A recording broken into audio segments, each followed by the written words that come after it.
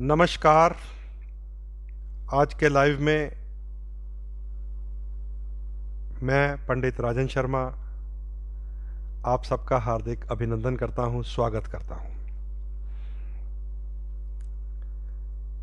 प्रिय मित्रों,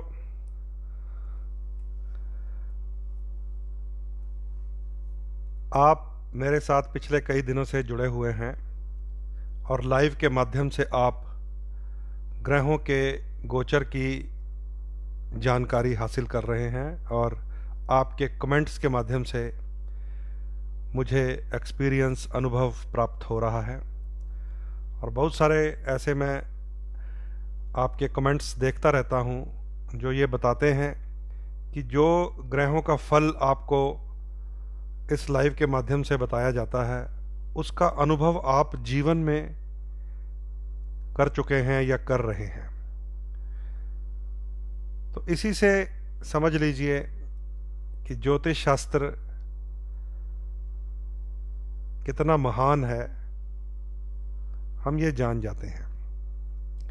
तो बात हमारी चल रही है राहु और केतु के ट्रांजिट की, जो कि आप सब लोग अब जानते ही हैं। 23 सितंबर को राहु और केतु अपना राशि परिवर्तन करने वाले हैं और अब तक आप मेष लगन से लेकर मेरे ख्याल में धनु लगन तक आप सब सुन चुके हैं और ये जान चुके हैं कि राहु और केतु के विषय में अगर हमें जानकारी लेनी है तो शनिदेव और मंगल के प्रभाव को भी चेक करना पड़ता है। और साथ में जिन राशियों में राहु और केतु का ट्रांजिट होता है उन राशियों के स्वामी जो होते हैं उनकी भी कुंडली में स्थिति देखनी पड़ती है, जिसको डिस्पोजिटर सिस्टम कहते हैं। कि आप अगर मेरे घर में आए हैं तो मैं कैसा हूं। मैं अगर तगड़ा हूं तो आपकी खूब सेवा होगी, अगर मैं ही स्वयं बीमार हूं तो आपको सेवा करनी पड़ जाएगी आकर। फिर आपके रंग में रंग जाता हूं मैं। फिर तो जैसा मेरे घर में आ गया मुझे वैसा होना पड़ेगा।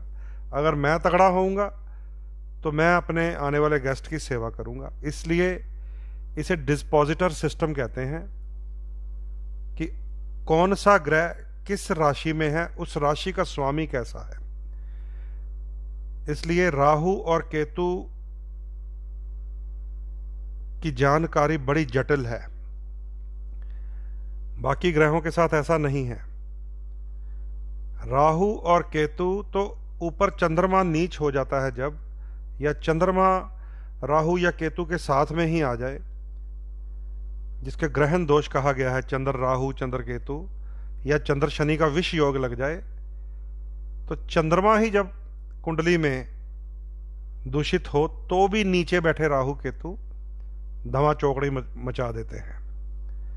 इसलिए राहु और केतु की जानकारी जब भी हमें लेनी है तो बड़ी सतर्कता से, बड़ी पैनी नजर का ज्योतिषी होना चाहिए। अदरवाइज राहु और केतु को देखकर 90% से ज़्यादा लोग नकारात्मक बातें बोल देते हैं। और मैंने कई ऐसे लाइव देखे हैं या यूट्यूब पे मैंने भी एक्सपीरियंस किया है, क्योंकि मैं पिछले 4-5 साल से अपने चैनल पर गया ही नहीं था यूट्यूब पे। आजकल क्योंकि मैं भी अपलोड करने लग गया हूँ अपने सारे एपिसोड्स, तो मैं जब यूट्यूब पे चला जाता हूँ तो मेरे सामने कोई ना कोई किसी ना किसी का वीडियो आ जाता है। जब मैं देखता हूँ तो मैं देखता हूँ कि 90% से अधिक लोग, 90 भी क्यों, 95% से अधिक लोग राहु और केतु के विषय में नेगेटिव प्रेडिक्शन कर रहे होते हैं। जब कभी राहु अष्टम या केतु अष्टम की बातें करते हैं तो सीधा उसे मृत्यु से जोड़ देते हैं, जबकि ऐसा नहीं है। राहु और केतु अगर 8वें घर में हो तो बहुत गुप्त लाभ भी मिलते हैं, क्योंकि 8वें घर को बहुत ही रहस्यमय घर कहा गया है। जब भी राहु को 12वें घर से जोड़ते हैं सीधा जेल की यात्रा बोल देते हैं, मैंने सुना है, लीगल प्रॉब्लम बोल देते हैं, जबकि ऐसा नहीं है। राहु के कारण बहुत सारे लोग विदेश का आनंद मान रहे हैं। क्योंकि 12वां घर विदेश संबंधी भी होता है। इसलिए राहु और केतु की रीडिंग करना, प्रेडिक्शंस करना बहुत ही सतर्कता का काम है। इसके पीछे जहां शनिवत राहु, कुजावत केतु ये श्लोक प्रभाव देता है, वहां चंद्रमा की स्थिति भी प्रभाव देती है।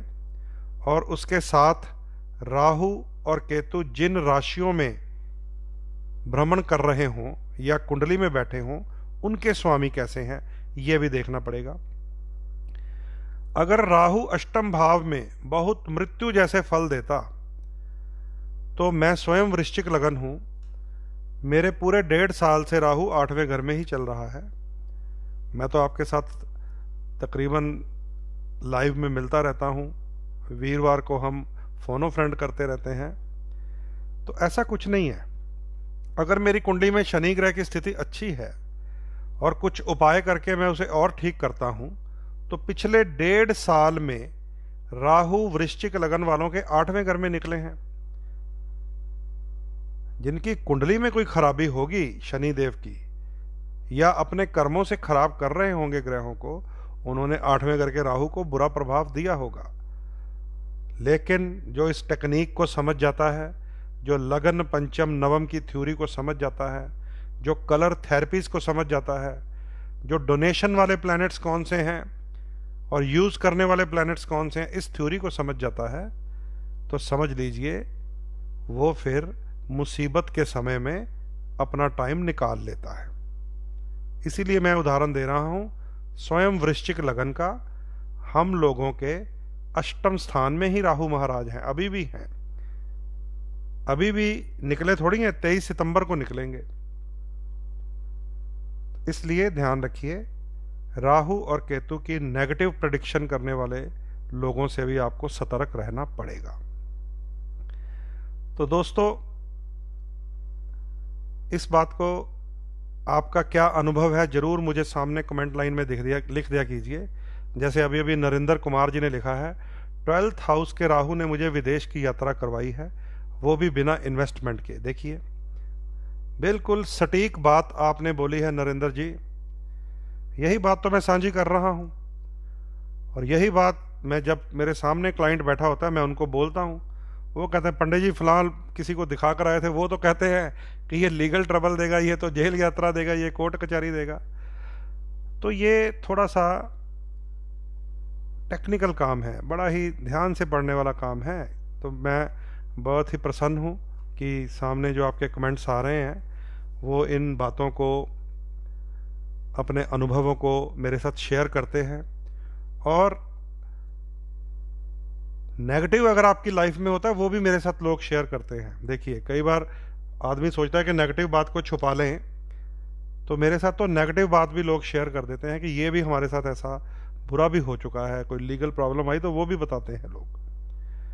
तो इसी से फिर एक दूसरे के साथ वार्तालाप करने का फायदा मिलता है और अनुभव दोनों का बढ़ेगा, ज्योतिषी का भी और जातक का भी। तो आज मकर लगन वाले बड़े ही वेट कर रहे हैं, मुझे पता है। जब मैंने अभी आपसे पूछा कि आज छुट्टी कर लें या लाइव कर लें, तो मकर कुंभ मीन वाले सभी कहने लगे नहीं पंडित जी, हम तो बड़ी देर से वेट कर रहे हैं। और भाई रमन दीक्षित जी ने कहा मैं ऑस्ट्रेलिया में हूँ और सुबह के 3 बजे हैं, इस लाइव की वेट कर रहे हैं। देखिए, तो बहुत बहुत शुक्रिया, आप बड़े प्यार से जुड़े हुए हैं मेरे साथ। और कई बार मैं देखता हूँ मेरे कई मित्र फ़ोन पे कॉल करने का प्रयास करते हैं, तो मैं आप सबसे यही कहूँगा कि आप व्हाट्सएप मैसेज सिस्टम का प्रयोग कीजिए। व्हाट्सएप मैसेज में आप रिटर्न में मैसेज भेज दें या वॉइस मैसेज भेज दें, मैं उन सबको देखकर उनके रिप्लाई करता रहता हूँ। ठीक है, कई बार मेरी बहुत ज़्यादा व्यस्तता के कारण फ़ोन पे बात करना मेरे लिए मुश्किल हो जाता है। इसलिए हाँ, मितुल गोस्वामी जी ने भी लिखा है कि राहु की दशा में तरक्की हुई है मगर चैलेंजेस बहुत आए हैं। तो ये चीज़ें आपका जो अनुभव है, जितना आप साझा करेंगे उतना ही तजर्बा बढ़ेगा, उतना ही एक दूसरे को समझता है एस्ट्रोलॉजर और उसका क्लाइंट। ठीक है, तो मकर लगन, कुंभ लगन और मीन लगन वालों के लिए आज का ये एपिसोड रहेगा। उससे पहले शेयर करना है, आपको याद है ना, तो मैं पहले इसको शेयर कर लूं।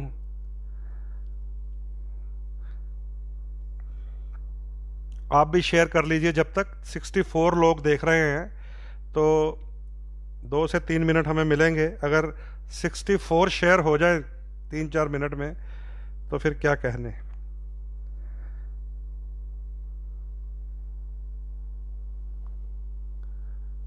अनीश सोबती जी मीन लगन के बारे में प्रयास करेंगे, आज बात होगी।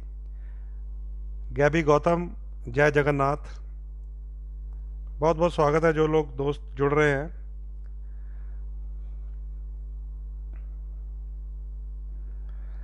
हाँ लीजिए, ये मेरा प्रोफाइल जो है खुल गया है। आप भी शेयर कर लीजिए, मैं भी इसको शेयर कर रहा हूं अभी।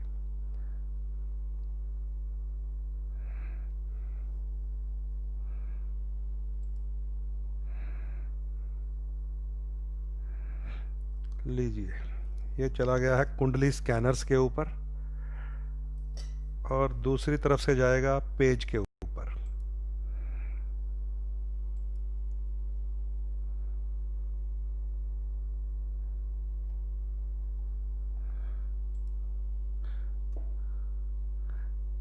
शुक्रिया गुरमीत गिल जी, योगेश मल्होत्रा जी, प्रभजोत सिंह जी, आप सबका स्वागत है।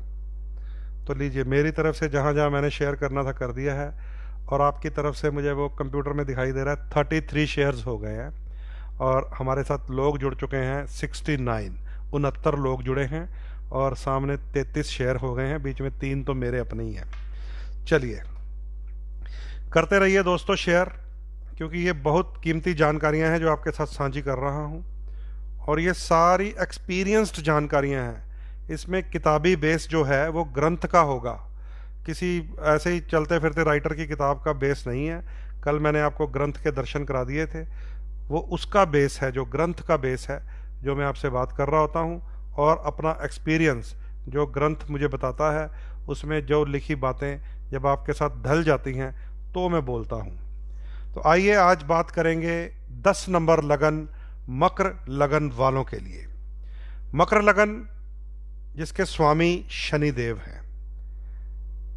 मकर लगन और कुंभ लगन, 2 लगन के स्वामी शनि देव होते हैं और क्योंकि राहु जो है वो शनि देव का ही तो शिष्य है, इसलिए राहु मकर लगन और कुंभ लगन दोनों को विशेष राहत देता है, याद रख लीजिए, क्योंकि उनके गुरु का ये स्थान है, उनके टीचर का ये स्थान है, गुरु का गुरुकुल है या गुरु का घर है या गुरु का ऑफिस है या उसकी कक्षा है, क्लास है। तो मकर लगन वालों को जिसके स्वामी शनि देव हैं, राहु ग्रह अपनी महादशा में विशेष राहत भी देता है अपने गुरु के सम्मान में। इसलिए मकर लगन वाले राहु की महादशा में अगर शनि पूर्णता नष्ट ना हो, कुंडली में थोड़ी बहुत खराबी हो, चलिए चल जाएगा, तो भी मकर लगन वाले राहु के पीरियड में, राहु की दशा में कुछ ना कुछ प्राप्ति कर जाते हैं, याद रख लीजिए। और वो राहु जो है वो अपने गुरुदेव शनि महाराज का सम्मान करता है। लेकिन इसका एक दूसरा रूप भी है। जैसे आप हैं या मैं हूं, हम सब अपने स्कूलों में, कॉलेजेस में पढ़े हैं, हम भी अपने टीचर का, गुरु का, प्रोफेसर का सम्मान करते रहे हैं।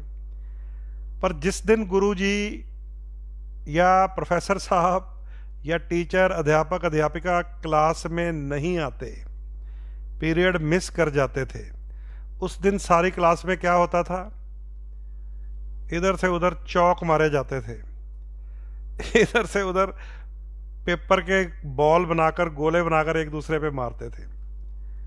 पूरे विद्यार्थी उस समय हुड़दंग की स्थिति में आ जाते हैं, मस्ती की स्थिति में आ जाते हैं, धमाल की स्थिति में आ जाते हैं, जब कक्षा में टीचर ना हो, गुरु ना हो, आंखें मूंद के सो रहा हो। समझते हैं ना?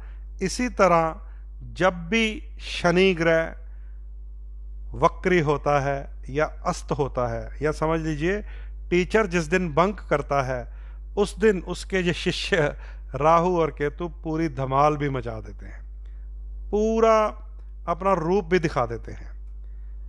इसलिए याद रखिए, हमेशा इस बात को हमें समझना पड़ेगा, क्योंकि हम राहु केतु की बात कर रहे हैं, उसके पीछे शनि देव का बहुत बड़ा हाथ है, मंगल का बहुत बड़ा हाथ है। तो मकर लगन वाले ये जान लें कि राहु ग्रह जो है आपकी कुंडली के पंचम स्थान में गोचर करेंगे, और केतु ग्रह आपकी कुंडली के इनकम के घर में लाभ स्थान में गोचर करेंगे, और शनि देव जो हैं आपकी कुंडली के प्रथम भाव में गोचर कर रहे हैं, लेकिन बंक पे हैं, सो रहे हैं, वक्र स्थिति में हैं, प्रभाव में नहीं है, इतना उल्टी चाल में है। तो ये वक्री चाल जो है शनिदेव की 29 सितंबर को ठीक होनी है, लेकिन राहु और केतु ने राशि परिवर्तन कर जाना है 23 सितंबर को। इसका मतलब यह हुआ 23 सितंबर से लेकर 29 सितंबर तक के जो दिन होंगे उन्हें बहुत ही बड़े चैलेंजिंग वे से हमें समझना पड़ेगा अगर हमारा मकर लगन है, क्योंकि शनि 29 सितंबर को उठेंगे या अपनी कक्षा में गुरुजी आएंगे। तो अब इसको ध्यान से समझ लीजिए। संतान, विद्या, education, love affair, sudden gain, lottery, stock exchange, ये सारी चीजें कहां से मिलती हैं हमें? पंचम भाव में, जहां से हमें अब राहु का गोचर मिलेगा मकर लगन वालों को 1.5 साल के लिए। तो 1.5 साल में राहु ग्रह ने अगर विद्यार्थी की एज में हुए तो विद्या के ऊपर प्रभाव डालेगा, अगर यंग एज में हुए कोई अफेयर हो गया तो अफेयर के ऊपर प्रभाव डालेगा, अगर अधेड़ उम्र में हैं, आगे संतान है, बच्चे हैं, बच्चियां हैं, उनके ऊपर प्रभाव डालेगा, और अगर सारे कामों से निवृत्त होकर मजे लेते हैं, कोई स्टॉक में पैसे लगा दिए, कोई स्टॉक एक्सचेंज खेल लिया, उस पर अपना प्रभाव डालेगा मकर लगन वालों के लिए अगले 1.5 साल राहु। तो 29 सितंबर से जैसे ही शनिदेव मार्गी होंगे, मकर लगन वाले अगर विद्यार्थी हैं तो बहुत अधिक तरक्की का योग बनेगा, क्योंकि 12 जनवरी तक शनि महाराज अपना पूरा आपको आशीर्वाद देने वाले हैं, क्योंकि आपके लग्नेश हैं, आपके लगन में ही हैं। क्योंकि ये शिक्षा के घर में राहु है और लगन में उनके बैठे हुए गुरु शनि हैं। जैसे ही एक्टिव हो जाएंगे, राहु बड़े बड़े इंजीनियर पैदा कर देता है। जितने बड़े बड़े डिस्कवरी करने वाले, बड़े बड़े जो कहते हैं ना नोबेल प्राइज लेने वाले, अवार्ड लेने वाले, पंचम भाव का राहु वाले होते हैं। मिसाइल मैन, पंचम भाव राहु, समझ गए? परमाणु का निर्माण, पंचम भाव राहु। तो ये तब मुमकिन होता है जब शनि देव का फल बड़ा होता है। आपने देखा होगा मिसाइल मैन के बाल कैसे थे। मिसाइल मैन के बाल वो कटाते ही नहीं थे, लटकते रहते थे। आगे सिर करते थे, आगे गिर जाते थे, पीछे करते थे, पीछे। तो शनि देव का प्रभाव आपने देखा होगा, कैसे बालों को वो स्ट्रॉन्ग करके शनि ने ऐसा प्रभाव दिया कि मिसाइल मैन ने हमारे लिए क्या क्या बनाकर दिखा दिया। तो मकर लगन वालों को, जो विद्यार्थी हैं, उन्हें नई नई चीज़ें खोजने का, शोध करने का बढ़िया अवसर मिलने वाला है। या अपनी छोटी क्लासेस में अगर, तो उसमें भी सक्सेस के काम मिलेंगे। बहुत सारे मेरे पास स्टूडेंट्स आ रहे हैं इन दिनों में जो कोविड से पहले अपनी फाइल्स एंटर करवा चुके थे विदेशों में, एम्बेसीज में, दूसरे देश की यूनिवर्सिटीज़ में। उनके वीज़ा जो रुके पड़े हैं और विशेषकर मकर लगन है अगर, तो सभी विद्यार्थियों के लिए एक शुभ अवसर फिर से आपको मिलेगा 29 सितंबर के बाद, क्योंकि विद्यार्थियों के लिए यही राहु फिर से लॉटरी वाला काम करेंगे। अचानक आपको बहुत, इतने विद्यार्थी आते हैं मेरे पास और इतना मेरा व्हाट्सएप भरा रहता है, क्योंकि हमारा तो सारा पंजाब जाना चाहता है, कोई ऑस्ट्रेलिया जाना चाहता है, कोई कनाडा जाना चाहता है, कोई अमेरिका जाना चाहता है, कोई इंग्लैंड जाना चाहता है। पूरा पंजाब, अगर कहीं छूट मिल जाए इन देशों से, खासकर कनाडा ऑस्ट्रेलिया से, तो हमने तो बस अपना बैग पैक करके ही रखा होता है, चल मेरे भाई। कई ऐसे गांव हैं हमारे इधर फगवाड़ा की तरफ, जलंधर की तरफ, कपूरथला की तरफ, बड़े बड़े घर हैं गांव में, कोठियां बना ली हैं, लेकिन उनमें रहता कोई नहीं है, बच्चे तो है ही नहीं है। पूरे पिंड के पिंड ऐसे हैं जो खाली हैं, यंग लोग हैं नहीं है, केवल बुजुर्ग मिलते हैं पेड़ों के नीचे बैठे, पीपल के नीचे बैठे, बातें कर रहे, ताश खेलते।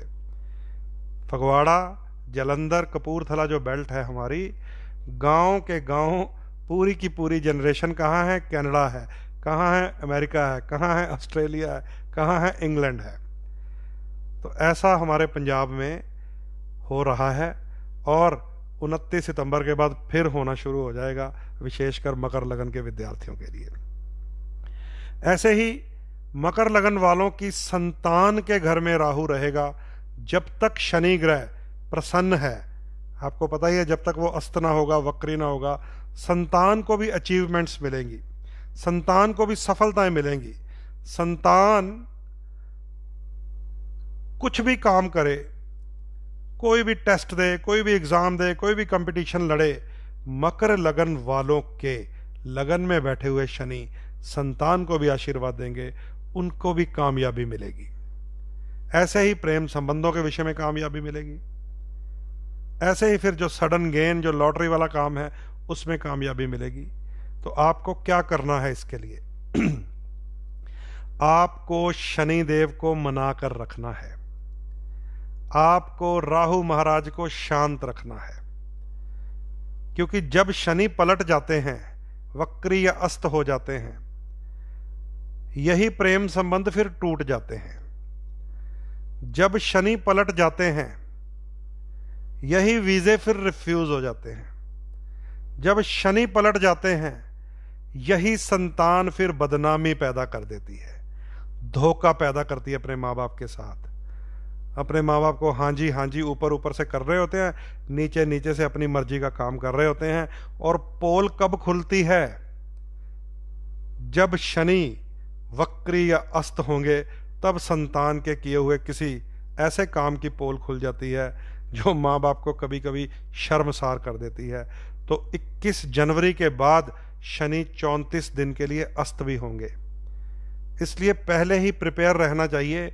हमें उस स्थिति तक नहीं पहुंचना कि जब शनि अस्त हो जाएं तो हमारी संतान हमें धोखा दे दे, हमारी संतान कोई ऐसा काम, ऐसा कारनामा करके दिखाए कि माँ बाप शर्मसार हो जाएं और देखते रह जाएं कि हमने एजुकेशन के लिए इतनी इन्वेस्टमेंट की, हमने इनके लिए इतने स्ट्रगल किए, हमने खुद को तंग रख के इनकी सारी बातें पूरी की हैं, लेकिन ये जब अपनी मन मर्जी पे उतरे हैं तो इन्होंने माँ बाप की कोई परवाह नहीं की है। इसलिए याद रख लीजिए, शनि देव को मना कर रखना मकर लगन वालों के लिए बहुत ही ज़रूरी वैसे भी होता ही है, क्योंकि आपके लगन के स्वामी हैं, आपके नेम फेम सेहत के स्वामी शनि हैं, आपके धन के स्वामी भी शनि हैं, क्योंकि शनिदेव की दूसरी कुंभ राशि आपके धन स्थान में आती है, तो वहां के स्वामी भी शनि होते हैं। तो शनि भगवान का पूजन, शनिदेव जी का तेल अभिषेक, शनिदेव जी को काला वस्त्र भेंट करना, शनिदेव जी को काले गुलाब जामुन एक मिठाई आती है वो भेंट करना, काली वस्तुओं से शनिदेव के मंदिर में जाकर उनका पूजन करना हर शनिवार शाम समय आपके लिए अति अति अति आवश्यक है। शनिदेव का मंत्र पढ़ना आपके लिए अति आवश्यक है। शनिदेव का रूप धारण करना, समझते हैं, यानी कि काले वस्त्र स्वयं पर भी प्रयोग करना, लोहे का कड़ा या छल्ला पहनकर शनिदेव का प्रभाव अपने ऊपर बढ़ा कर रखना चाहिए। तब जाकर शनि महाराज की दृष्टि में आप आएंगे, आपकी और शनिदेव की तरंगें मैच करेंगी, शनिदेव का आशीर्वाद मिलेगा। और शनिदेव का रतन होता है नीलम। नीलम शनिदेव का रतन होता है। अगर नीलम पहन के रखें तो शनिदेव की तरंगें बहुत तेजी से बॉडी की तरफ आती हैं। ये बहुत ज़रूरी है। ज़रूरी इसलिए है कि जब तो ये ग्रह डाउन अवस्था में होता है, मान लीजिए आजकल शनि वक्री हैं पिछली मई से, और जिन लोगों ने पहले से पिछले साल से या 2 साल से या 5 साल से शनिदेव के इस भेद को समझा हुआ है, नीलम रतन धारण किया हुआ है, लोहे का कड़ा पहना है, काला वस्त्र धारण करते हैं, शनिदेव का तेल अभिषेक करते हैं, शनि माला का जाप करते हैं, तो क्या होता है, हमारी बॉडी में एनर्जी स्टोर होती है स्टोन के थ्रू। और जब वक्री या अस्त होता है ग्रह, मान लीजिए शनि ग्रह वक्री या अस्त हुआ, तो जो बॉडी के अंदर स्टोर्ड एनर्जी होती है वो हमें एवरेज में रखती है। तरक्की तो नहीं होती जब कोई ग्रह वक्री या अस्त हो, लेकिन वो हमें डाउन नहीं होने देती क्योंकि हमने एनर्जी स्टोर की होती है। तो असल में जब हम उपाय करते हैं कोई भी, तो वक्री और अस्त अवस्था के ग्रह के समय में वो उपाय हमें एवरेज लाइन पे रखते हैं, एवरेज लाइन पे। अगर हमें समझना हो तो वो जो ग्रह वक्री होता है हमारा बड़ा कीमती ग्रह, जो धन का स्वामी हो, जो लगन का स्वामी हो, और हमें पता ही ना हो, हम काली चीज़ें बांट रहे हों, हम शनि ग्रह की चीज़ों का विसर्जन कर रहे हों, हम किसी न किसी रूप में शनि का अपमान कर रहे हों। जैसे हमारे जो लेबर होती है वो शनिदेव का रूप है।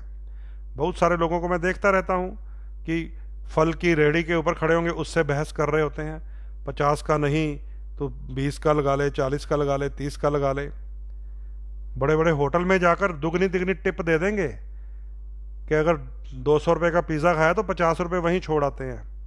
लेकिन जब रेहड़ी वाले से, रिक्शा वाले से बहस करते हैं हम कि वो जो अपने खून पसीने से आपको खींच के लाया होता है, उसको 20 की जगह हम 10 पकड़ाने की कोशिश करते हैं, तो शनिदेव का अपमान होता है।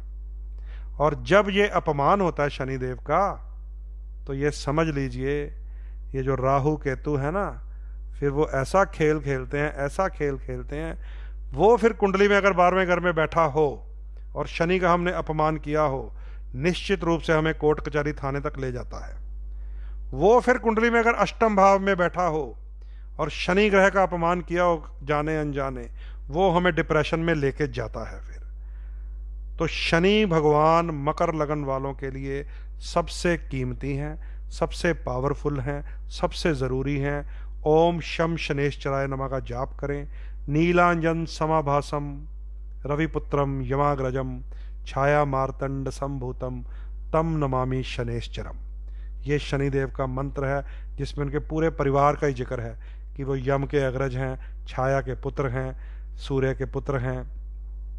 तो ये शनि भगवान का पाठ पूजन कीजिए, क्योंकि पंचम भाव में संतान से धोखा मिलने के भी चांस हैं, पंचम भाव में वीज़ा रिफ्यूज़ होने के भी चांस हैं, पंचम भाव में एजुकेशन में अड़चन आने के भी चांस हैं, और पंचम भाव में स्टॉक एक्सचेंज से घाटा खाने के भी चांस हैं जब शनि वक्री या अस्त होंगे।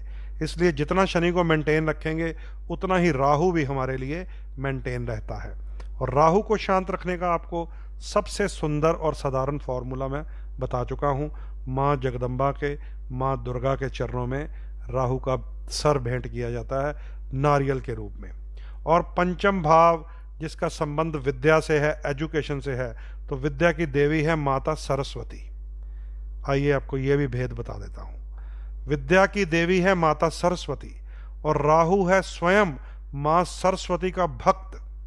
क्योंकि जब ब्रह्मा जी से राहु ने वरदान लिया तो राहु ने पूछा कि हे प्रभु, अब मुझे किस देवी देवता के चरणों में भी लगा दीजिए। तो ब्रह्मा जी ने कहा कि भैया तेरा ना हाथ पैर तो है नहीं है, खाली गला है, तेरे पास खाली वाणी है, चक्षु है, बुद्धि है, और इन सब की देवी माता सरस्वती है। तो जाइए माँ सरस्वती की शरण में जाइए। तो राहु ने ब्रह्मा जी के कहने पे माँ सरस्वती की शरण ली थी। तो जटा वाला नारियल अगर विद्यार्थी, अगर पंचम भाव के राहु वाले संतान को सीधा करना है अगर आपने, पढ़ाई को जीतना है अगर आपने, स्टॉक एक्सचेंज से फायदा लेना है अगर आपने, तो मकर लगन वाले विशेष रूप से माता सरस्वती जी की मंदिर में जाकर उनके चरणों में जटा वाला नारियल बुधवार की संध्या को रख दिया करें।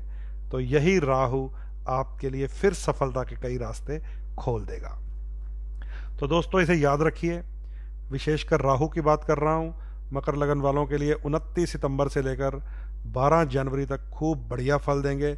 अचानक जब पलटेंगे, अगर आप सही तरीके से उपाय करके अपने आप को मेंटेन कर रहे हुए, तो ठीक वैसा ही होता है जैसे बैटरी इन्वर्टर होता है। जब हमारे घर में बिजली होती है तो बैटरी इन्वर्टर अपने अंदर स्टोर कर लेता है इलेक्ट्रिसिटी को, और जैसे ही बिजली जाती है उस इन्वर्टर की लाइट हमें कुछ ना कुछ, एक पंखा ही चला देती है, एक ट्यूब ही चला देती है, कुछ सहारा मिलता है, एवरेज हम बन जाते हैं। और जैसे ही फिर लाइट आती है, ग्रह वक्री से मार्गी होता है, हम फिर से अपने काम को पूरी फुल जूम से करने लगते हैं। तो ये सिस्टम है रेमेडीज का। क्योंकि कई लोग आकर कहते हैं पंडित जी अपनी इतनी देर से रेमेडीज कर रहे हैं, फर्क क्यों नहीं पड़ रहा? तो मैं कहता हूँ भैया, लंबी दशा है आपकी राहु की, खराब शनि की, खराब जुपिटर की। इस लंबी दशा में ये उपाय आपको बचा रहे हैं। आप चाहते हैं कि हम राइज करें, तो ये कुंडली इस समय अलाउ नहीं कर रही। अगर आप बोर हो गए हैं तो आप अपने उपाय करने बंद कर दीजिए, और बंद करके देखिए जरा 10, 15, 20 दिन, आपको पता चलेगा जिसने एवरेज पे रखा हुआ था फिर वो डाउनफॉल में जाना शुरू कर देते हैं। तो ये रेमेडीज की थ्योरी होती है। जब खराब ग्रह की दशा चल रही होती है, लंबी दशाएं, 19 वर्ष के शनि की खराब की दशा आ जाए, 16 वर्ष के बृहस्पति की खराब दशा आ जाए, राहु के 18 साल की खराब दशा आए, बुध की 17 साल की खराब दशा आए, तो ऐसे में वो उपाय हमें एवरेज में रख रहे होते हैं, तरक्की पे नहीं ले जा सकते। क्योंकि कुंडली में अगर वो खराब है तो उसने तो खराब फल देना होता है। तो ये बात आप याद रख लीजिए कि राहु पंचम है, शनि लगन में है। 23 सितंबर को राहु आ जाएगा पंचम में, 29 सितंबर को शनिदेव जी अपना असर देंगे, और जब तक बढ़िया देंगे तब तक खूब आनंद लीजिए, अदरवाइज उपाय की सहायता जरूर लीजिए। दूसरी तरफ केतु है आपके 11वें घर में, उसको भी समझ लीजिए। केतु ग्रह 11वें भाव में बहुत फायदा देते हैं। केतु ग्रह लाभ के घर में लगा हुआ ऊंचाई का, तरक्की का झंडा है, किसी के भी हो। हालांकि शर्त यही है कि मंगल ठीक होना चाहिए आपका, चंद्रमा बढ़िया होना चाहिए। गोचर में कई बार ये बढ़िया हो जाते हैं, कुंडली में बढ़िया नहीं होते।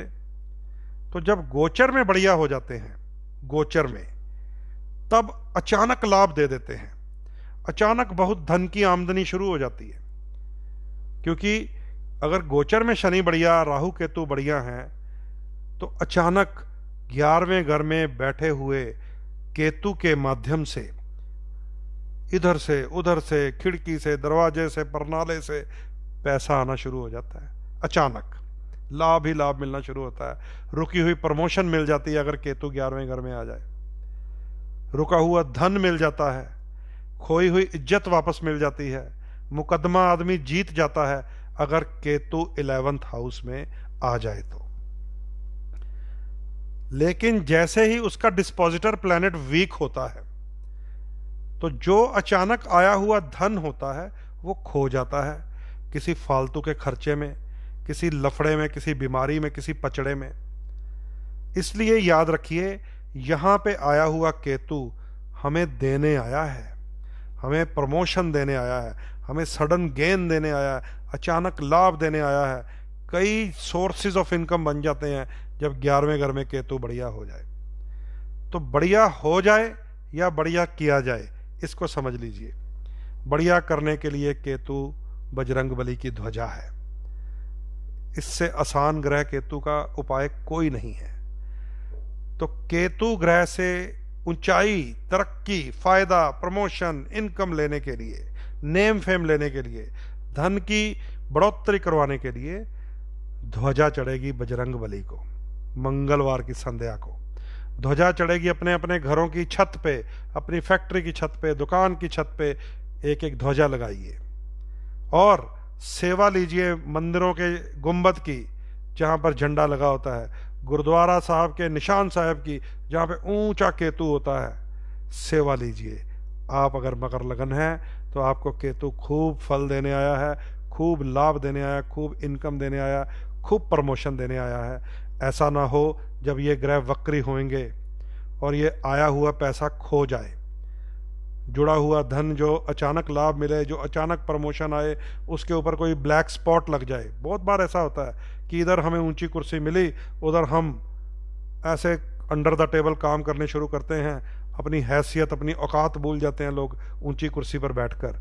और फिर जब कलंक लगता है, करप्शन चार्जेस लगते हैं, जब धब्बे लगते हैं, फिर याद आता है कि अगर ये ऊंचा झंडा ऊंचा ही रख लेते, अगर जो मिला था उसी को बचाते, उसी को कायम करते लालच की बजाय, तो कितना अच्छा रहता। इसलिए सडन गेन भी होगा, सडन लॉस भी हो सकता है, क्योंकि ग्रह ने वक्री भी होना है, ग्रह ने अस्त भी होना है।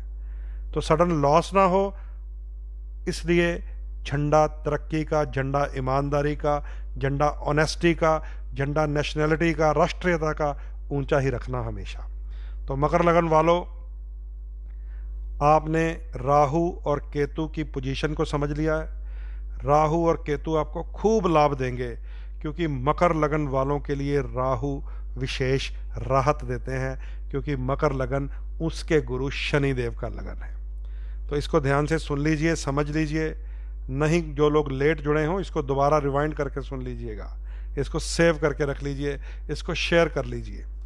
तो केतु की ध्वजा लगेगी मंगल की शाम को, माँ सरस्वती के चरणों में नारियल जाएगा बुध की शाम को, और तेल का अभिषेक होगा शनिदेव का शनि की शाम को। हाँ, एक बात याद रख लीजिए, कई लोग आकर कहते हैं कि हम राहु का मंत्र पढ़ते हैं, हम केतु का मंत्र पढ़ते हैं। वो नहीं पढ़ना है आपको। हमें राहु और केतु की रश्मियों को बॉडी की तरफ अट्रैक्ट नहीं करना है, हमें केवल शनिदेव की रश्मियों को अट्रैक्ट अपनी बॉडी की तरफ करना है। या आपके लगन पंचम नवम अगर कुंडली में बेस्ट पोजीशन में बैठे हैं, तो पन्ना, नीलम और ओपल पहनकर अपनी त्रिशक्ति को ट्यून करके अपने गले में लॉकेट के रूप में पहनकर हेल्थ, फैमिली, फाइनेंस, लक, इसको मजबूत रखना है आपने। तो ये सारी विधि आप समझ चुके हैं। आप अब बात करेंगे कुंभ लगन वालों की। तो मैं समझता हूँ नीचे मकर लगन वालों को मैंने बड़े ही आराम से इसलिए समझाया है कि ये लास्ट में आती है 3 जानों की बारी, मकर, कुंभ और मीन की। और जब मैं मेष से शुरू करता हूँ, पहले दिन से शुरू हो जाते हैं, पंडित जी मेरा मीन बता दीजिए, मेरा मकर बता दीजिए, मेरा कुंभ बता दीजिए। तो फिर कई बार ऐसा होता है कि एंडिंग करते हुए, है ना, जो लास्ट वाले तो शॉर्ट बता के ख़त्म किए जाते हैं। लेकिन क्योंकि अब ये जो सामने कैमरा से मैं आपसे बात कर रहा हूँ, इसमें कोई टाइम लिमिट तो है नहीं है। अगर मैं चैनल पे बैठा था तो 15 मिनट का टाइम होता है, 12 मिनट पे ऐसे कर देते हैं कि भैया तूने 12 मिनट खा लिए हैं, अब चुप कर जा। समझिए, अब मैं तो यहाँ बोल सकता हूँ आपके साथ जितना मर्जी। तो मकर लगन वाले थम्स अप, अगर सही आपको जानकारी मिल गई है तो मैं समझूंगा कि मेरा बोलना यहाँ पे सक्सेस हुआ है। तो अभी टाइम देख लेते हैं पहले कितना हो गया, 38 मिनट्स हो गए। कुंभ लगन की बात करेंगे, साथ ही करेंगे, क्योंकि यह भी शनिदेव का ही लगन है। इसमें सिर्फ एक कमी होती है कि मकर लगन वालों को शनि फुल जूम में लाभ देते हैं, क्योंकि लगन के भी स्वामी होते हैं और धन के भी स्वामी होते हैं। लेकिन यहाँ कुंभ लगन वालों के लिए जो शनिदेव हैं, उनकी एक राशि 12वें घर में चली जाती है, लगन में आ जाती है 11 नंबर, और 10 नंबर राशि पीछे चली जाती है। लेकिन फिर भी 29 सितंबर से जैसे ही शनि जागेंगे, चाहे हमारा लोहे का काम हो, प्रॉपर्टीज का काम हो, जमीनों का काम हो, ऑयल का, गैसेस का, लिकर का, कोई भी काम हो, क्योंकि लगभग पूरे साल से शनिदेव जी सो रहे हैं। अब 29 सितंबर को जब शनिदेव जागेंगे, बड़े बड़े कंस्ट्रक्शन के काम, बड़े बड़े लोहे की फैक्ट्रियां, बड़े बड़े कल कारखाने, बहुत कंस्ट्रक्शंस, प्रॉपर्टीज, डीलिंग्स फिर से शुरू होने वाली है, क्योंकि शनिदेव ही तो मकर और कुंभ दोनों के स्वामी हैं। इसलिए जो आप कुंभ लगन वाले हैं, पिछले काफी देर से जो परेशानी झेल रहे हैं, झेलने का मतलब यह है क्योंकि एक राशि 12वें घर में आ गई, आपको तो नुकसान भी दे देते हैं शनि महाराज, फायदा तो करते हैं लग्नेश होने के कारण, लेकिन 12वें घर में जाकर नुकसान भी दे देते हैं, क्योंकि ट्यून करने का तरीका किसी को आता नहीं है। शनिदेव को ट्यून करने का तरीका किसी को नहीं आता, शनिदेव को। इसलिए ट्यून करने का वही तरीका जो मैंने आपको बताया था कि छोटा जो बालक होगा स्लम एरिया का, नंगे पैर, फटे कपड़े, मैला कुचैला, बिना नहाए घूमता होगा, उसे शनिदेव का रूप माना जाता है। क्योंकि शनिदेव बिल्कुल उसी रूप में, शास्त्र कहते हैं, मेरे पास शनि पुराण है, ढूंढ के आपको पढ़वाऊंगा, उसी रूप में, ऐसे ही उबड़ खाबड़ रूप में घूमते थे, नंगे पैर ही घूमते थे, ये शास्त्र बोलता है। तब जाकर सूर्यदेव ने परेशान होकर उन्हें शंकर भगवान के यहाँ छोड़ा था। तो स्लम एरिया के जो बच्चे होते हैं उनकी एजुकेशन का प्रबंध करना, उनके बूट्स, उनकी शूज़, उनके चप्पल पैरों में डालना, उनको अच्छे अच्छे कपड़े लेके देना, और विशेषकर शनि संबंधी चीज़ें, क्योंकि शूज़, चप्पल, पैर की चीज़ें शनिदेव की होती हैं, और उन्हें कोक पिला देना, क्योंकि वह शनिदेव का ड्रिंक माना जाता है। पुराने ज़माने में हम जल जीरा का उपाय करते थे, जल जीरा, लेकिन अब जल जीरा बच्चे लेते ही नहीं है, है ना। उन्हें जो कोक वाली कुल्फ़ी नहीं होती ब्लैक वाली, वो ले देना, बर्फ़ वाली। तो ये शनिदेव का काले रंग का जो डोनेशन है, कुंभ लगन वालों आपको विशेष बता रहा हूँ, क्योंकि आपकी एक राशि नुकसान के घर में चली जाती है, 12वें घर में। 12वें घर में मतलब ये है कि जैसे ही शनि वक्री होगा, घर का पैसा, घर का धन, घर का अन्न, घर का गहना, घर की जोड़ी हुई चीज़ें साथ में फिर खुरनी शुरू हो जाती हैं, क्योंकि शनि वक्री हो जाते हैं या शनि अस्त हो जाते हैं। तो 12वां घर भी तो अपना फल देगा ना, फिर लग्नेश भी डाउन हो जाएगा, 12वें घर ने भी अपना बुरा फल दे देना है। नेगेटिव हो जाते हैं दोनों हाउस। लगन डाउन हो गया तो सेहत खराब होगी, एनर्जी वीक हो जाएगी, चेहरे के ऊपर डार्कनेस आएगा। शनि का जितना शनि का प्रभाव है, समझ लीजिए, हमारी टांगों पे होता है, हमारे घुटनों पे होता है, हमारी पिंडलियों पे होता है। जब कोई आके कहता है ना, पंडित जी मेरी टांगें बहुत दर्द होती हैं, मुझसे चला नहीं जाता, तो मैं बिना कुंडली देखे ये जान लेता हूं कि शनि ग्रह कहीं ना कहीं नुकसानकारी होगा कुंडली में। कई लोग कहते हैं मुझे बहुत अपने पैरों की मालिश करवानी पड़ती है, या थोड़ा चलता हूं तो मैं थक जाता हूं।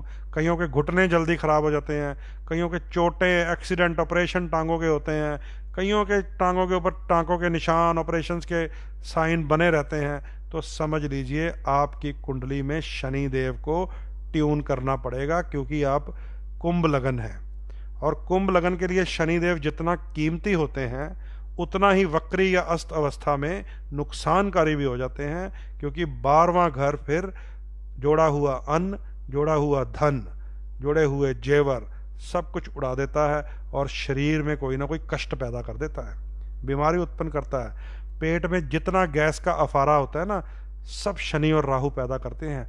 कई लोग उसको कहते हैं गैस है, गैस है, गैस ढूंढते ढूंढते रहते हैं, हार्ट अटैक हो जाता है एक दिन, समझिए, पता नहीं चलता, क्योंकि राहु होता है।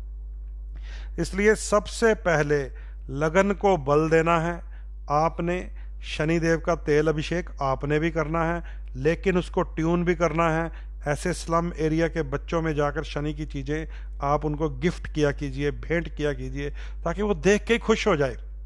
अगर ये उबड़ खाबड़ बालों वाला, मैले कुचैले कपड़ों वाला, नंगे पैर बच्चा आपको देख के खुश होने लग गया कि अंकल आ गए, मुझे अब एक चॉकलेट देंगे या मुझे कुल्फ़ी देंगे कोक वाली, जब उसके चेहरे पे हंसी आनी शुरू हो गई, चेहरा खिलखिलाना शुरू हो गया, फिर समझ लेना शनिदेव वो ऊपर बैठकर अपना कमाल कर रहे हैं और वो प्रसन्न हो रहे हैं। बच्चे को हंसा देना आपके लिए शनिदेव को मना लेने के बराबर होगा।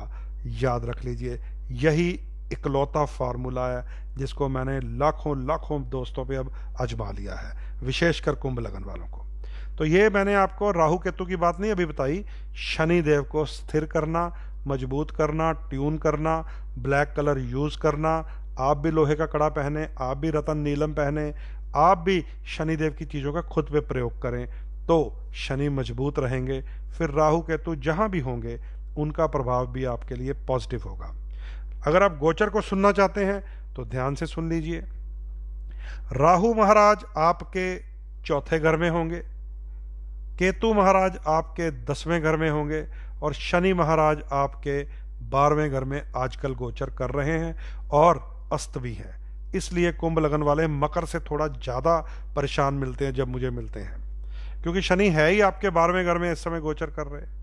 आपको तो इस शनि के गोचर काल में छोटे बच्चे को प्रसन्न करना अति ज़रूरी और आवश्यक है, क्योंकि बैठे ही नुकसान वाले 12वें घर में है, जिसको व्यय स्थान कहा गया है, जिसको खर्च का, हानि का, ऑपरेशन का, अस्पताल का, लीगल प्रॉब्लम्स का, जेल की यात्रा तक करवा देते हैं शनि 12वें घर में।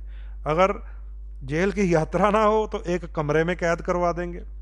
वैसे तो हम सब ने भी कैद अब देख ही लिया, 2-3 महीने सब ने लॉकडाउन देखा है, लेकिन कुंभ लगन वालों से पूछो जो काफ़ी देर से लॉकडाउन में होंगे, वो अपने रूम में ही रह रहे होंगे, अपने घर में अंदर ही रह रहे होंगे।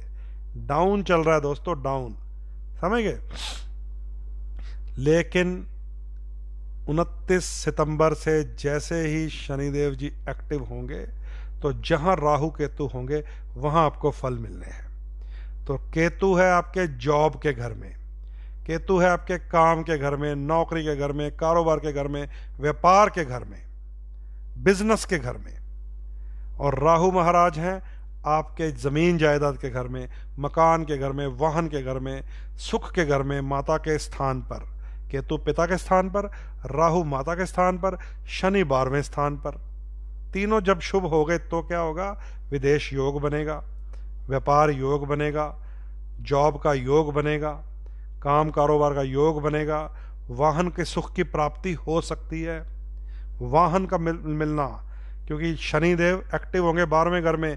खर्चा होगा लोहे के ऊपर, खर्चा होगा मशीनों के ऊपर, खर्चा होगा आपका कारखाना चलाने के ऊपर। अब दोबारा फिर से एक्टिवनेस आएगी। कुंभ लगन वाले जो पिछली मई से एक चुप होकर बैठे हुए थे, एक अजीब सी चुप्पी थी उनके चेहरे के ऊपर, अब फिर से खिलखिला उठेंगे। तो दोस्तों, शनिदेव को प्रसन्न भी रखना है, कैसे मैंने बता दिया है। शनिदेव का सम्मान भी करना है, कैसे? तेल अभिषेक से मैंने ये बता दिया है। एक आपको धार्मिक विधि बता दी है शास्त्र की, और एक आपको प्रैक्टिकल विधि बता दी है शनिदेव को प्रसन्न रखने की। तो केतु आपके 10वें भाव में, इसका क्या मतलब है? कारोबार की जगह में झंडा, ऊंचाई, तरक्की, कामयाबी का रास्ता खुल जाएगा फिर से। कुंभ लगन वालों को जब शनिदेव लगन में आ गए, शनिदेव आपके अभी 12वें घर से फर्स्ट ऊपर वाले घर में आ जाएंगे, तो वो वाले 2.5 साल और अधिक फायदा देंगे, और अधिक फायदा देंगे। तो ये मकर और कुंभ लगन वालों को स्पेशल शनिदेव का आशीर्वाद होता है कि लगातार 5 वर्ष आप लोग लाभ ले सकते हैं, क्योंकि मकर के लगन में ही है 2.5 साल, अगले 2.5 साल धन स्थान में चले जाने हैं। इस समय शनि अगर आपके 2.5 साल 12वें घर में है तो जैसे ही ठीक होंगे लाभ देंगे, जब लगन में आ गए तो दुगना तिगना लाभ देंगे। इसलिए शनिदेव आपके लिए बड़े कीमती हैं। 10वें घर का सुख आपको मिलेगा। दोबारा फिर से काम, कारोबार, जॉब, नौकरी, खासकर शनि का काम करने वाले जो लोग हैं, जिसमें लोहा, चमड़ा, तेल, ट्रांसपोर्टेशन, रबर गुड्स, शराब का काम, पेट्रोल का काम, डीजल का, केमिकल का, दवाई का काम, ये सब शनि के काम है। तो प्रॉपर्टीज़ का काम करने वाले, कंस्ट्रक्शन का काम करने वाले फिर से एक बार एक्टिव होंगे, क्योंकि शनिदेव 29 सितंबर से मार्गी हो रहे हैं। और दूसरी तरफ राहु महाराज भी हैं, 4थे घर में हैं। 4थे घर के राहु को मैंने देखा है बड़े बड़े घरों में भी रहते हैं, जिनकी कुंडली में 4थे में राहु हो, शनि बढ़िया तकड़ा उच्च पड़ा हो, स्ट्रांग पड़ा हो, तो बड़े बंगलों में रहते हैं वो लोग, और बड़ी धमक के साथ रहते हैं। उनके घर के बाहर गेट कीपर, वॉचमैन, गनमैन खड़े रहते हैं, क्योंकि राहु है भैया आपके घर के बाहर खड़ा हुआ है। लेकिन अगर शनि बिगड़ा हो, 4थे घर में राहु हो, तो मैंने सबको एक फॉर्मूला बताया था एक बार, या केतु हो, अपने घर में एक कोई पुराना वाहन जरूर रखिएगा, क्योंकि 4था घर वाहन का, भूमि का, माता का होता है। और बिगड़ा हुआ अगर ग्रह हो शनि, और राहु 4थे घर में हो या केतु 4थे घर में हो, तो किसी ना किसी चीज के ऊपर बैड इफेक्ट देना है उसने। तो एक टूटा फूटा पुराना कोई वाहन, कोई साइकिल, कोई मोटरसाइकिल, कोई गाड़ी, कुछ ना कुछ जरूर रख लिया कीजिए। जब जब ये शनिदेव जी वक्री या अस्त होते हैं, राहु ने तो पलटी तो मारनी ही है, तो राहु की सारी पलटी उस खराब वाहन पे निकलती है फिर। इसको याद रख लीजिए। ये बहुत ही कीमती आपको मैं एक सीक्रेट दे चुका हूँ, ऐसी जानकारी, ऐसा उपाय जिसका कोई तोड़ ही नहीं है।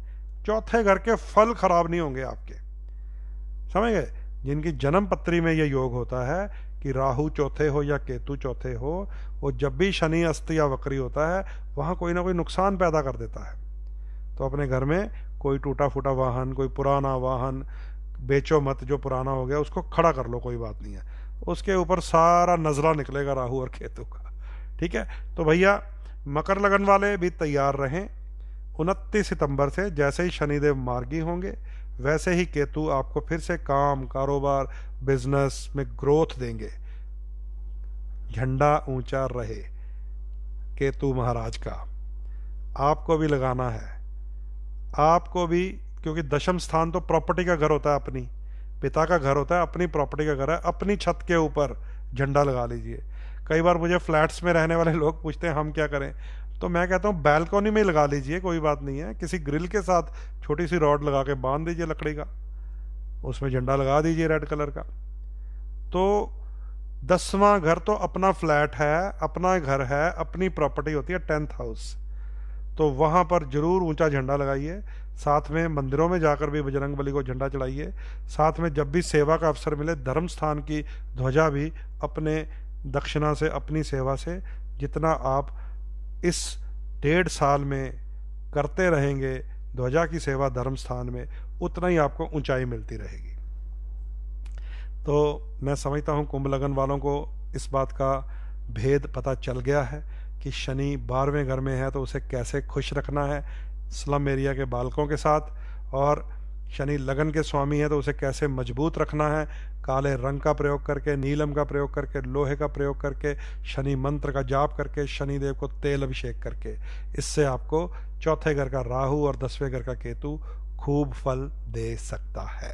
ठीक है दोस्तों, अब मीन लगन वाले वेट तो कर रहे हैं, 52 मिनट हुए हैं, चलिए कोई बात नहीं है, आपके साथ मीन लगन वालों के साथ भी साझा कर देते हैं। मीन लगन वाले मित्रों, याद रखो आपके लिए राहु और केतु का ये जो गोचर है वो ठीक वैसा ही फल देगा जैसे मैंने कहा था कि धनु लगन वालों को बहुत बहुत बहुत लाभ देगा। वैसे ही अब ये राहु और केतु का गोचर मीन लगन वालों के लिए भी लाभकारी होने वाला है। अरे भैया फोन नहीं मैं उठा रहा, आप फोन कर रहे हो मुझे रिंगर ऑफ किया हुआ है, इसके ऊपर अभी फोन मत कीजिए, अभी तो मैं आपसे बातें कर रहा हूं। लास्ट लगन रह गया है, मेष से लेकर कुंभ लगन तक आपने सुन लिया है। जिनके पीछे छूट गए हैं वो मेरे YouTube पर जाकर ये वाले सारे एपिसोड देख सकते हैं। उसमें मेष, वृष, मिथुन, कर्क, सिंह, कन्या, तुला, वृश्चिक, धनु सब मिलेंगे। आज मकर कुंभ वाला भी अपलोड हो जाएगा YouTube पे। और मीन लगन की अब बात करने जा रहे हैं कि मीन जिनका लगन है उनके लगन के स्वामी जुपिटर होते हैं, देव गुरु बृहस्पति। और आपके लिए अच्छी बात यह है कि आज ही देव गुरु बृहस्पति जागृत भी हो गए हैं। आज सुबह देव गुरु बृहस्पति वक्री से मार्गी हो गए हैं और धीरे धीरे जैसे जैसे डिग्री ग्रोथ पकड़ेगी ग्रह की, आपके लिए कर्मेश यानी कि कर्म स्थान का स्वामी गुरु और लग्नेश लगन का स्वामी गुरु आपको फिर से बलवान बनाना शुरू कर देगा। तो आपने अपने लगन को कैसे बल देना है? केसर का तिलक लगाकर, पीले वस्त्रों का प्रयोग करके, हल्दी वाला दूध पी के, भगवान विष्णु की पूजा करके, वीरवार का व्रत करके, हर वीरवार धर्म स्थान में जाकर भगवान विष्णु को पीले लड्डू, पीला प्रसाद अर्पित करके, क्योंकि आपके लगन का स्वामी ही गुरु है, आपके कर्म कारोबार का स्वामी ही गुरु है। और वो भी मीन लगन वालों के लिए भी मई से ही गुरु डाउन चल रहे थे। देखिए बृहस्पति और शनि एक ही महीने में डाउन हो गए थे, दोनों मई में, और इसी महीने में दोनों जा एक्टिव होने लगे हैं। एक गुरुदेव आज एक्टिव हो गए हैं, शनि महाराज 29 को हो जाएंगे। और मीन लगन को जो शनि देव जी एक्टिव होने हैं वो आपके 11th हाउस में एक्टिव होने हैं। 11th को कहा जाता है आय, लाभ, प्रमोशन का घर। तो ये डबल फायदा है, जैसे धनु लगन वालों को डबल फायदा है वो भी गुरुदेव का ही लगन है। आज उनके लगन के स्वामी भी मार्गी हो गए हैं, उनके लिए भी कल से ग्रोथ के पीरियड शुरू हो जाएंगे। और दूसरा मीन लगन जो है वो भी देव गुरु बृहस्पति का लगन है, उनके भी कर्म स्थान में, बिजनेस के हाउस में, जॉब के हाउस में, कारोबार के हाउस में आज ही बृहस्पति मार्गी हुए हैं। तो अपने आप को येलो रंग में रंग लीजिए, रंग दे बसंती, पीला रंग बसंत पंचमी का, तो उस रंग का प्रयोग कीजिए खाने में, पीने में, पहनने में, ओढ़ने में, पूजा में, पाठ में। विष्णु भगवान के भक्त बन जाइए। ओम नमो भगवते वासुदेवाय का जाप कीजिए। आज सुबह मुझे किसी ने व्हाट्सअप किया कि क्या इस मंत्र का जाप लेडीज नहीं कर सकती, और मुझे कुछ संस्कृत के श्लोक भेज दिए जिसमें ये लिखा है वर्जित है, वर्जित है, वर्जित है। तो बिल्कुल ऐसे फेक श्लोक से बचना चाहिए। आपको ये जानना पड़ेगा कि हमारे धार्मिक ग्रंथों में बड़ी मिलावट है। फिरंगियों ने की है, मुगलों ने की है, वामपंथियों ने की है, धर्म विरोधियों ने की है। जिसका राज आया उसने हमारे ग्रंथों में मिलावट की है।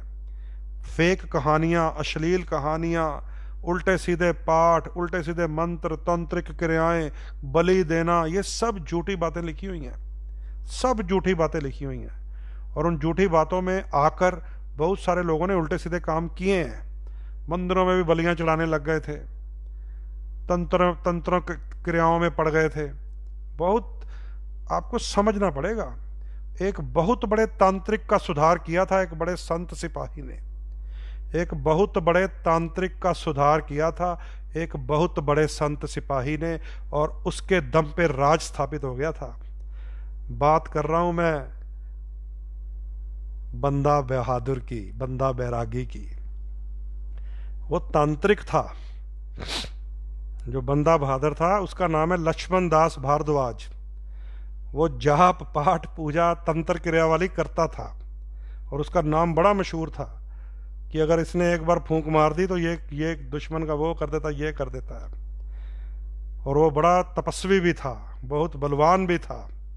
तो गुरु गोविंद सिंह जी को जब ये पता चला तो उन्होंने उसे ज्ञान दिया, उन्होंने उसे शिक्षा दी, उन्होंने उसको विवेक दिया कि अगर तेरे पास ऐसे कोई शक्ति वाले तो पाठ है, कोई जाप या कुछ करना जानता है तो राष्ट्रीय के लिए कर, देश के लिए कर, धर्म के लिए कर। ये किन अडंबरों में बैठा हुआ है तू।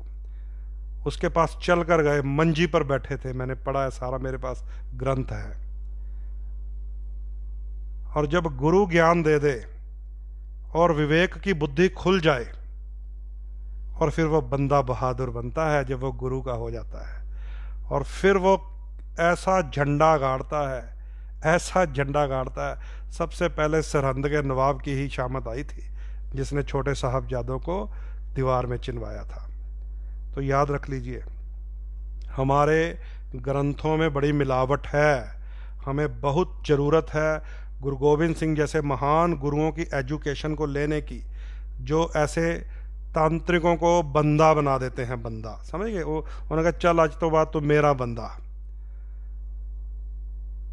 तो ये जितने फेक श्लोक, फेक आपको कहानियाँ, अश्लील कृष्ण भगवान की कहानियाँ, ब्रह्मा जी की अश्लील कहानियाँ, सब झूठी हैं, ये सब झूठी हैं। इसलिए आज मैंने इस बात का जिक्र आपको इसलिए किया कि ये जितने मुझे व्हाट्सएप किसी ने कर लिया कि ओम नमो भगवते वासुदेवाय, ये मंत्र लेडीज़ नहीं पढ़ सकती, इसमें क्या हो गया भाई।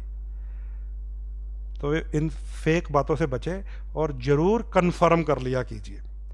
जिसके ऊपर आपको लगे कि हाँ मुझे यकीन है, या कोई नॉलेजफुल आदमी है, कोई विजडम वाला आदमी आपके घर में है, कोई गुरु है, कोई दादाजी हैं, समझ गए? कोई आपके गुरु हैं, कोई आपके टीचर हैं, प्रोफेसर हैं, उनसे ज़रूर कन्फर्म किया कीजिए।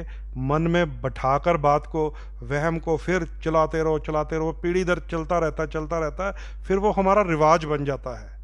इन रिवाजों को आज तोड़ने की ज़रूरत है जो हमारे समाज को ख़राब करने वाले हैं। ठीक है, तो यही काम होता है जब कोई नया धर्म, नया पंथ, नया संप्रदाय उभरता है। वो केवल इसीलिए आता है कि पुराने में जो कोई कमी पेशी उसको सुधारा जाए। यह नहीं होता कि हम वो नया आ गया तो वो मेरे से अलग है, या मैं उससे पुराना हूँ, या वो अगला आ गया, वो पिछला आ गया, हम अलग हो गए हैं। इसलिए नहीं नए नए संप्रदाय उठते, इसलिए उठते हैं जो पुराने में कोई कुरीति आ जाए उसमें नयापन और उसका जो असलियत है वापस लानी होती है। उसको अलग अलग होना नहीं कहते। बहुत सारे लोगों के दिलों में ये भी वहम बैठे हैं कि अब मेरा तो ये धर्म रह गया, अब तूने वो अपना लिया, तेरा वो हो गया। ये धर्म तो सनातन है, धर्म तो पुरातन है, लेकिन जब में उसमें कोई कुरीति आ जाती है तो नया मत उठता है, नया संप्रदाय होता है। और जब सुधार करने वाला कोई गुरु आपको मत दे, ज्ञान दे, आपको बंदा बनाए, तो उसके चरणों में नतमस्तक होना चाहिए। चाहे आप सनातन ही हो, चाहे आप पुरातन ही हो, सुधार करने वाले गुरु के चरणों में अवश्य ही नतमस्तक होना चाहिए। और पथ भ्रष्ट करने वाले ढोंगी के चरणों को पकड़कर खींच के वहाँ फेंक के आना चाहिए, जिसको कहते हैं सलाखें। समझ गए? तो अंतिम लगन की बात कर रहे हैं, मीन लगन की। मीन लगन वालों के लिए आज से ही गुरु ग्रह वक्री से मार्गी हो गए हैं। आपके कर्म के स्वामी भी मार्गी हो गए हैं, आपके लगन के स्वामी भी मार्गी हो गए हैं। बृहस्पति का फल लेने के लिए आपको येलो चीज़ें प्रयोग करनी हैं। और ओम नमो भगवते वासुदेवाय is the best Mantra for धनु लगन एंड मीन लगन, क्योंकि ये जुपिटर को स्ट्रॉन्ग कर देता है। पुखराज पहन कर रखें, केसर का तिलक लगाया करें। जो लोग पगड़ी पहनते हैं वो पीली पगड़ी बांधें, 50 पीली लगा लें, देखें फिर आनंद आएगा आपको। क्योंकि मस्तक के ऊपर या सर के ऊपर आपने जब जुपिटर की रेस कैच करने वाला ट्रांसमीटर लगा लिया तो आपके जीवन में बृहस्पति खूब फल देगा। क्योंकि अभी दशम स्थान में है, फिर लाभ स्थान में जाएगा, फिर द्वादश में जाएगा, फिर लगन में जाएगा। बृहस्पति तो बहुत बढ़िया रहेगा अब आपके लिए। तो गुरु का लाभ लीजिए, गुरु के चरणों में जाइए, गुरु की चीज़ों का प्रयोग कीजिए। इसका रतन होता है पुखराज। ठीक है, अब आइए राहु और केतु आपको कैसे फल देंगे ये भी समझ लीजिए। क्योंकि राहु और केतु के पीछे शनि देव की शक्ति है। शनि देव मीन लगन वालों के इनकम के घर में है, इनकम के घर में, इनकम के घर में 11वें घर में है। और वहाँ शनि भी मई से सो रहे थे, अब शनि भी जाग जाएंगे। तो इनकम के घर में 11th हाउस में कोई ग्रह बली हो तो उसे कोई हरा नहीं सकता, याद रख लीजिए। क्योंकि 11 नंबर राशि में कोई ग्रह नीच हो नहीं सकता, ये ज्योतिष का नियम है। 11वें घर में जाकर अगर वहाँ राशि भी 11 हो या राशि अपनी हो तो उसकी इतनी शक्ति बढ़ जाती है, वो इतना बलवान हो जाता है, उसे कोई नहीं हरा सकता। तो अगर आपके लिए जुपिटर ठीक हुआ है तो आपके लिए शनि भी ठीक हुआ है, क्योंकि वो 11वें घर में अपनी ही राशि में है। 29 सितंबर से वो शुभ फल देना शुरू कर देगा। जैसे ही शनिदेव से शुभ फल मिलेगा तो ढूंढिए अब राहु केतु कहाँ पे हैं। आइए बता देता हूँ कि 23 सितंबर को मीन लगन वालों के लिए तीसरे घर में राहु जाएंगे। अब जो लोग आकर कहते हैं ना कि तीसरे छठे 11वें राहु बहुत तकड़ा होता है, बड़ा शुभ होता है, मीन लगन को वो अनुभव 100% मिलेगा। क्योंकि उधर शनि बलवान, उधर लग्नेश का स्वामी गुरु बलवान, और तीसरे घर में राहु वो पराक्रम, वो शक्ति, वो एनर्जी, वो डिसीजन पावर पैदा करता है कि दुनिया उसे जीत नहीं सकती, फिर उसके सामने कोई खड़ा हो नहीं सकता जिसका तीसरे घर में राहु हो और बढ़िया शनि हो। इसीलिए मैंने कहा है कि धनु और मीन लगन वालों को ये राहु केतु का ट्रांजिट शनिदेव की मदद से बहुत लाभ देगा। तो तीसरा घर आपका बहुत बलवान होने वाला है। ऐसे ही 9वां स्थान, 9वें घर में केतु का झंडा आ गया। 9वां तो घर ही धर्म का घर होता है, 9वां तो घर ही भाग्य का घर होता है, यात्रा का भी घर माना गया है। और 9वां घर किस्मत की चाबी होता है। मैं बार बार आपको समझाता रहता हूँ कि सारी कुंडली में उच्च के ग्रह पड़े हों, 9वें घर में अगर कोई खराब ग्रह घुस गया सारी कुंडली वेस्ट कर देता है, सारी कुंडली।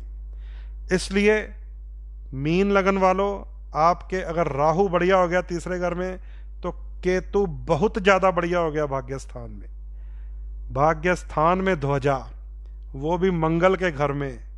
मंगल का ही तो शिष्य होता है केतु, इसीलिए तो कहते हैं कुजावत केतु, शनिवत राहु कुजावत केतु।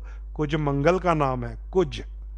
तो कुज के घर में केतु है और मंगल बजरंग बली को कहा गया है, हनुमान जी को कहा गया है, और हनुमान जी के कांधे पे ध्वजा है। तो आपको भी बजरंगबली के मंदिर में जाकर, क्योंकि नौवां घर धर्म स्थान माना गया है, धर्म का घर, भाग्य स्थान भी माना गया, तो धर्म के स्थान में ध्वजा लगाएंगे तो भाग्य भी राइज करेगा। हनुमान जी के भक्त बनेंगे तो भाग्य भी राइज बनेगा। इसलिए जितना शुभ प्रभाव धनु लगन को मिलना है, उतना ही शुभ प्रभाव मीन लगन को मिलना है। इन दोनों लगन वालों को 10 में से 10 नंबर मिलने हैं, क्योंकि बृहस्पति भी बढ़िया, शनि भी बढ़िया, राहु केतु भी बढ़िया। फिर और क्या चाहिए भैया, और क्या चाहिए? चाहिए ये कि आपकी कुंडली में अगर राहु ने किसी ग्रह को खराब किया हुआ तो ये गोचर का फल बड़ा न्यून मिलता है, बड़ा मध्यम मिलता है, बड़ा कम मिलता है। आपकी कुंडली में अगर शनिदेव खराब राशि में हुए तो ये शनि का फल बड़ा धीमा मिलता है। आपकी कुंडली में बृहस्पति अगर वीक हुए, नीच घर में हुए, 6-8 में हुए तो खराब मिलता है। इसलिए ये जो मैं जितना फल बताता हूँ ये गोचर का फल होता है, ट्रांजिट। आपके लिए भी उतना ही फायदा, मेरे लिए भी उतना ही फायदा। मान लीजिए हम दोनों मीन लगन वाले हैं, आपके लिए भी ट्रांजिट ने वही लाभ देना है, मेरे लिए भी वही लाभ देना है। अगर मैंने कुंडली को सही रखा तो मैं आपसे ज़्यादा लाभ ले जाऊंगा।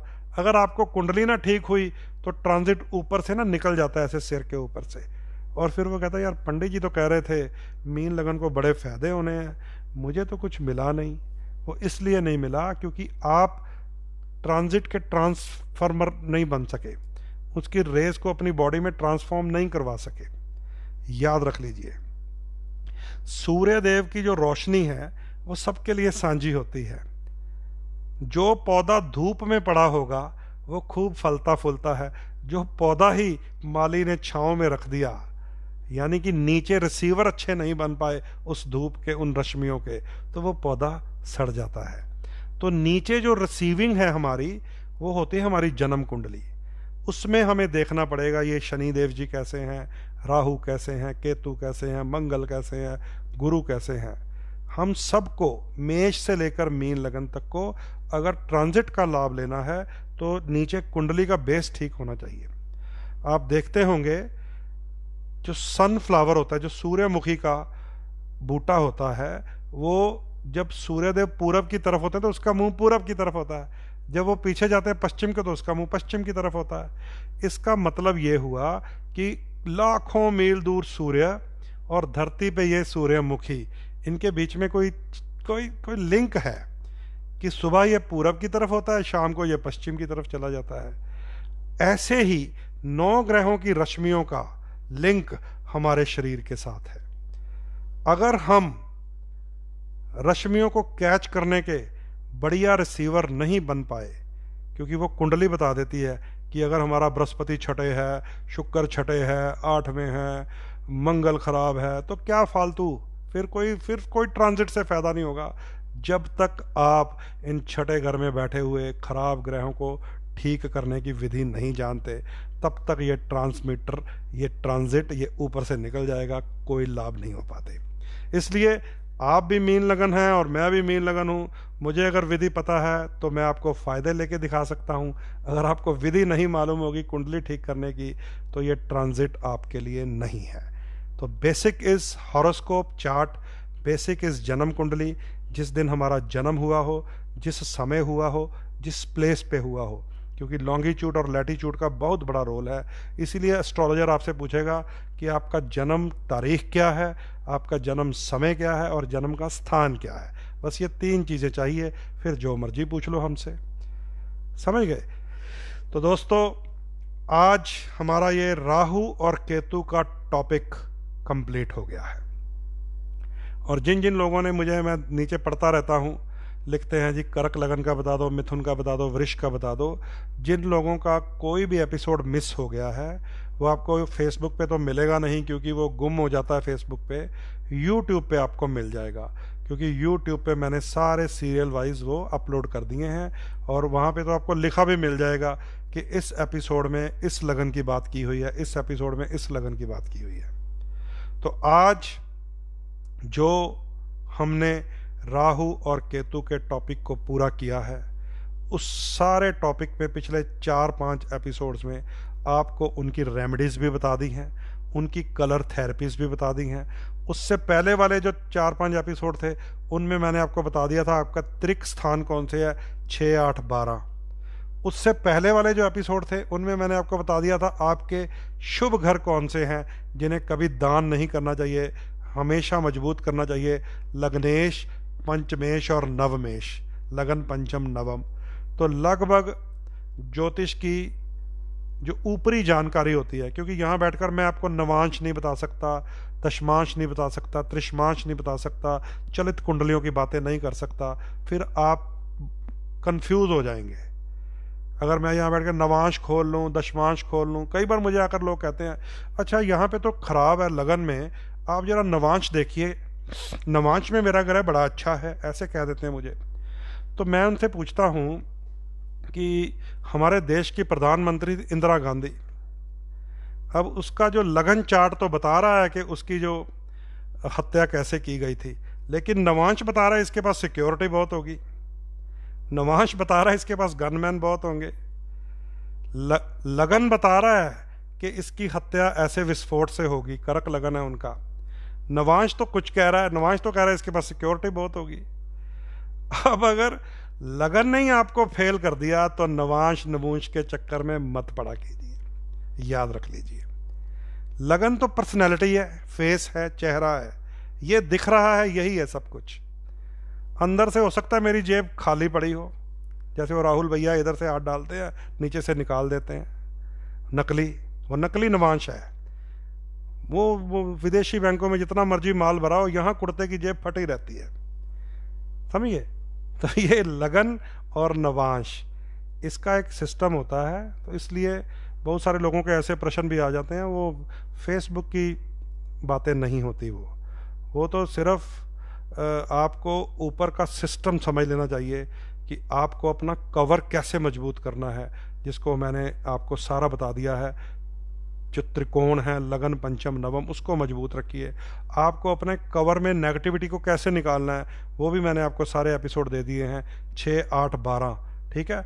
और आज मैंने आपको ये बता दिया है कि राहु और केतु 23 सितंबर को 7:38 पर सुबह राशि परिवर्तन करेंगे।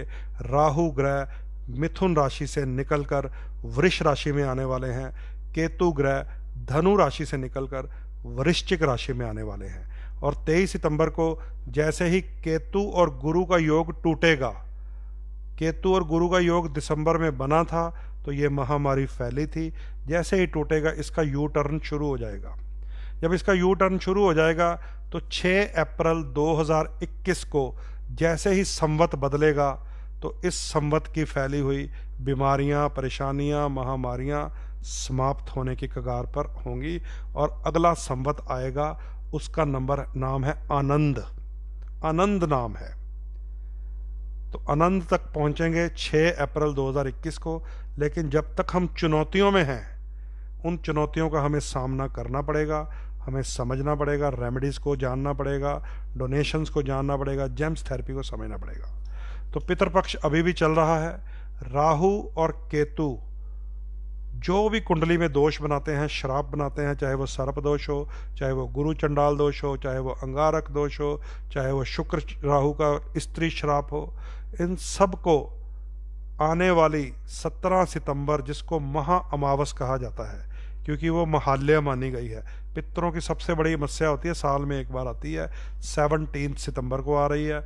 जिनकी कुंडलियों में बेसिक में दोष है, इसलिए बता रहा हूँ क्योंकि ट्रांजिट ने होना बहुत बढ़िया, और बेसिक में अगर राहु केतु के दोष हुए, शनि की 60 सती का दोष हुआ, तो 17 सितंबर को अपने अपने कुल पुरोहित को, अपने अपने एस्ट्रोलॉजर को, पंडित जी को मिल लीजिएगा उससे पहले ही, क्योंकि 17 सितंबर को इसका सबसे बढ़िया रेमेडी उपाय होगा, ठीक है। इस बात को आप याद रखिए ताकि आप अच्छे रिसीवर बन सकें, आपकी कुंडलियों के दोष खत्म हो सकें, तभी जाकर ये जो मैं आपको ट्रांजिट बताता रहता हूँ उसके आपको लाभ मिलेंगे। तो आज राहु और केतु महाराज का ये टॉपिक लगभग समाप्ति की ओर है और समाप्त हो ही गया है। अब हम नया टॉपिक शुरू करेंगे।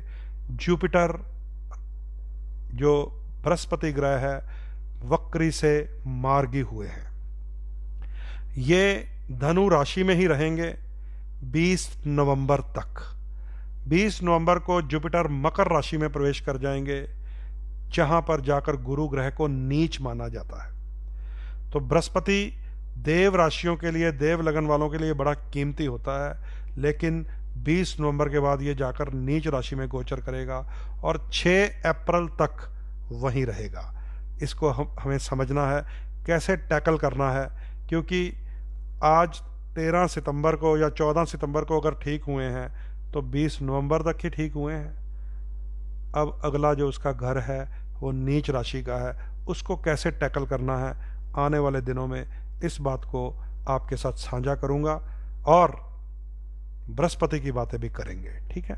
क्योंकि बहुत सारे लोगों को ये एक गलत फहमी है कि 18 साल की राहु की दशा के बाद जब गुरु की दशा आती है तो गोल्डन चांस आने वाला। नो, कई लोगों का बृहस्पति की दशा में सब कुछ बिक जाता है, क्योंकि गुरु उनके लिए ठीक ग्रह नहीं होता। उल्टा बाद में वो कहते हैं इससे तो राहु ही अच्छा था, ये बृहस्पति जब से आया है सब खाली हो गया जेबें। समझ गए? तो बृहस्पति की भी बातें करेंगे। आने वाला टॉपिक हमारा जुपिटर का होगा, बृहस्पति का होगा, कि कैसे बृहस्पति को इतना मजबूत बनाएं कि गोचर में वो चाहे नीच राशि में जाए, चाहे वो खराब घर में जाए, हमें नुकसान ना दे। फायदा तो तभी देगा जब ग्रह बलवान होता है, लेकिन नीच राशि में जाए, खराब घर में जाए, तो हम एवरेज में कम से कम टिके रहें, हमें नुकसान ना दे। हमारा इम्यूनिटी सिस्टम इतना मजबूत हो जाए कि कभी भी कोई ग्रह नीच हो, वक्री हो, अस्त हो, हमें डाउनफॉल ना देखना पड़े, एवरेज में टिक जाएं उतने दिनों के लिए। जब वो ठीक होगा फिर ग्रोथ में, फिर फ्लाइट ले लेंगे, ठीक है। तो अब अपनी वाणी को मैं विराम लगाता हूँ। टाइम आज हो गया 1 घंटा 16 मिनट का लाइव हो गया क्योंकि इसको YouTube पे अपलोड करना होता है, तो वहाँ 1-1 घंटे का जब एपिसोड जाता है ना, तो फिर सारे देखते हैं इतना लंबा एपिसोड। फिर जब कोई सुनना शुरू कर देता है फिर कहते हैं ये 1 घंटा कैसे बीत गया पंडित जी आपके साथ, है ना। चलिए दोस्तों, राहु केतु की सारी बातें आपको समझ आ गई हैं। जिनका कोई एपिसोड छूट गया हो YouTube पे देख सकते हैं। कल से अब एक नया प्रिपेयर करूँगा चार्ट। ये मैं ऐसे नहीं बोल रहा, ये मैं देखो सारी प्रिपेयरिंग करता हूँ, इतनी मेहनत करनी पड़ती है। ये सारे लगन लिखे हुए हैं, ये राहु की स्थिति लिखी है, ये केतु की, ये रेड पेन से शनि देव की, ये सारा उनका गोचर लिखा हुआ है, ये सारे उनके प्रभाव, दिन वक्री कब होगा, कब मार्गी होगा, किस दिन अमावस है, किस दिन पूजा होनी है, ये सारा प्रिपेयर करना पड़ता है पहले, फिर आपके साथ एक पूरा एपिसोड बनते हैं। तो अब बृहस्पति का चार्ट प्रिपेयर करेंगे कि बृहस्पति कैसे रहेंगे और बृहस्पति की बातें करेंगे। अब मुझे इजाज़त दीजिए। नमस्कार, जय श्री राम, सत श्री अकाल।